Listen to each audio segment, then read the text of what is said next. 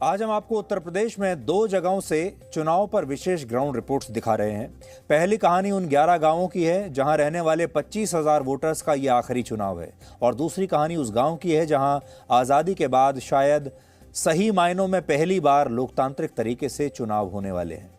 सबसे पहले आपको इन 11 गांवों की कहानी बताते हैं। ये सभी गांव उत्तर प्रदेश के सोनभद्र इलाके में हैं, जहां एक सिंचाई परियोजना के तहत एक बांध का निर्माण किया जा रहा है। इस बांध का निर्माण इस साल के अंत तक पूरा होगा, जिसके बाद ये सभी गांव पानी में विलीन हो जाएंगे और यहां रहने वाले 25,000 वोटर्स को दूसरी जगहों पर बसाया जाएगा। यानी इन 11 गांवों के लोगों के लिए यह आखिरी चुनाव साबित होगा और ये सभी 25,000 वोटर्स चाहते हैं कि सरकार उनकी मदद करे ताकि उनका भविष्य उनके गांवों की तरह ना डूबे। हमारी दूसरी ग्राउंड रिपोर्ट कानपुर के उस बिकरू गांव से है, जहां 2 जुलाई 2020 की रात को गैंगस्टर विकास दुबे और उसके साथियों ने अंधाधुंध गोलियां चलाकर 8 पुलिसकर्मियों की हत्या कर दी थी और इस घटना के कुछ दिन बाद विकास दुबे एक एनकाउंटर में मारा गया था। इस गांव के लोगों का कहना है कि वो सही मायनों में पहली बार लोकतांत्रिक तरीके से इस चुनाव में वोट डालेंगे, क्योंकि इससे पहले तक यहां चुनाव तो होते थे, लेकिन गांव के लोग किस पार्टी और उम्मीदवार को वोट देंगे ये फैसला विकास दुबे खुद करता था। लेकिन अब यहां न तो विकास दुबे की दहशत है और न ही लोगों पर किसी उम्मीदवार को जबरदस्ती वोट देने का दबाव है। यानी इन लोगों को पहली बार लोकतांत्रिक आजादी मिल रही है। हमने इन दोनों ही स्थानों से आपके लिए आज ये स्पेशल रिपोर्ट तैयार की है, देखिए।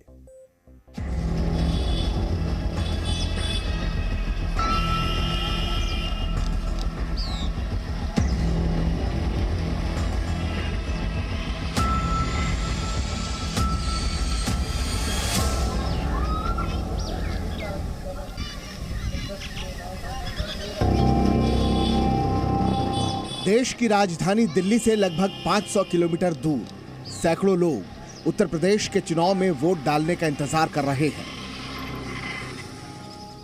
क्योंकि इन लोगों के लिए सही मायनों में पहला लोकतांत्रिक चुनाव इस बार होने जा रहा है। ये सभी लोग एक गांव में रहते हैं और इस गांव का नाम है बिकरू।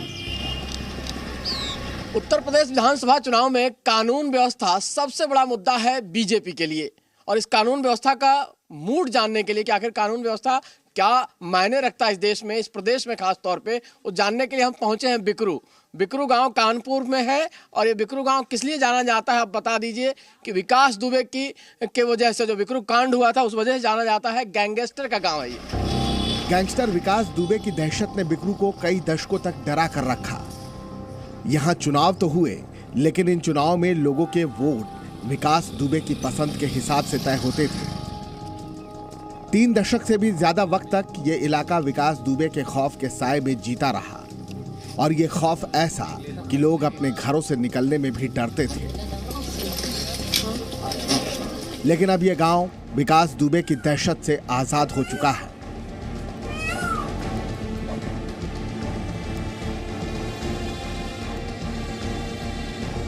विकास दुबे के नहीं रहने और गुंडागर्दी खत्म होने से आप पर क्या फर्क पड़ा?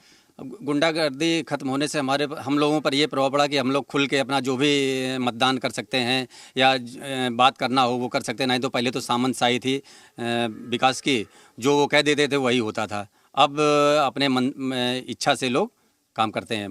अच्छा, क्या स्वतंत्र आज़ादी मिल गई आपको? जी, बिल्कुल आज़ादी मिल गई। कितने साल के बाद ऐसा लग रहा है कि पहली बार खुल के मतदान हो पाएगा यहाँ? 35 साल बाद में। 35 साल से आप लोग खुल के मतदान नहीं, जो वो कह देते थे बस वही होता था।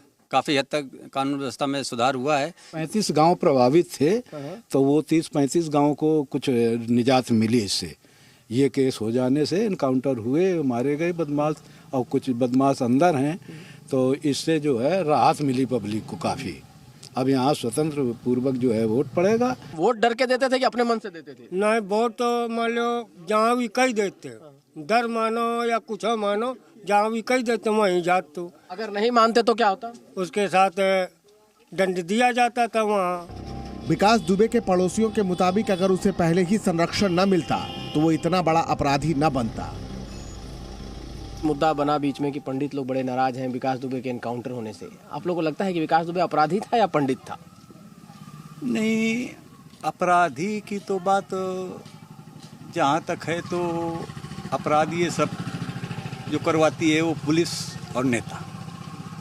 अगर मान लीजिए इन्फेक्ट करिए, जैसे हमने अपराध किया और हमको अगर दबाना है तो पुलिस अगर पहली बार पकड़े गए तो इतना प्रेशर कर दे कि हमारी दोबारा अपराध करने की हिम्मत ना पड़े। अगर उसको छोड़ दिया गया तो उसका मनोबल बढ़ता चला जाता है। ऐसे धीरे धीरे वो बहुत बड़ा अपराधी बन जाता है। 2 जुलाई 2020 की घटना से पहले विकास दुबे अपने घर के बाहर ही एक दरबार सजाता था, जहां वो फैसले सुनाया करता था। लेकिन 8 पुलिसकर्मियों की हत्या और उसके एनकाउंटर के बाद इस गांव की तस्वीर बदल चुकी है। बिकरू में इस बार 20 फरवरी को वोटिंग होनी है। इसी जगह पर जो भी किसी को अगर तकलीफ होती थी, किसी से कुछ लड़ाई झगड़ा हो गया तो लोग पंडित जी के नाम से मशहूर थे विकास जी, इनके यहाँ आते थे और जो उनको पंडित जी को उचित लगता था, जिसको क्या दंड देना है, वो यही नीम के पेड़ और ये हैं, किसी किसी को इसमें उल्टा लटका के भी जी इस नीम के पेड़ पर उल्टा लटका के और अपने जो उनके गुर्गे होते थे उनसे डंडों से या लाठी से पिटाई होती थी। और यहाँ पर सरकार के जो भी मंत्री विधायक ये सब लोग यहाँ पर उनसे आते थे, बहस करते थे या जो भी उनको आवश्यकता होती थी चुनाव के समय या कुछ भी मदद लेते थे। बिकरू गांव के लोगों के लिए ये पहला लोकतांत्रिक चुनाव है तो सोनभद्र के 11 गांवों के लिए ये आखिरी चुनाव है। यहाँ कन्हर सिंचाई परियोजना के तहत एक बांध का निर्माण किया जा रहा है, जिससे ये 11 गांव डूब क्षेत्र में आ जाएंगे और इन लोगों को दूसरी जगह जाना पड़ेगा। वैसे ये परियोजना वर्ष 1976 से ही अधूरी पड़ी थी और तभी से इस गांव के लोग विस्थापन का इंतजार कर रहे हैं। यहाँ रहने वाले प्रत्येक परिवार को उनकी जमीन के बदले 7 लाख रुपए मुआवजा दिया गया है। हालांकि लोगों का कहना है कि ये मुआवजा कई हिस्सों में दिया गया और इस दौरान 3 पीढ़ियां बदल चुकी हैं।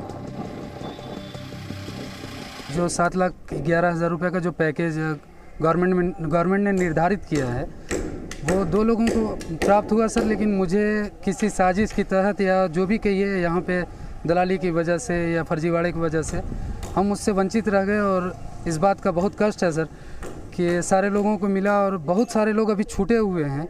आज हम लोग को उजड़ने में बहुत कष्ट है। हम लोग को पैकेज मिला है 7,11,000 रुपये, इससे हम लोग संतुष्ट नहीं हैं।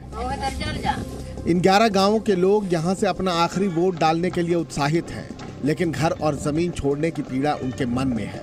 इसलिए वो चाहते हैं कि सरकार उनकी मदद करे ताकि उनका भविष्य उनके गांवों की तरह न डूबे। बिकरू गांव से रवि त्रिपाठी और सोनभद्र से अंशुमन पांडे, जी मीडिया।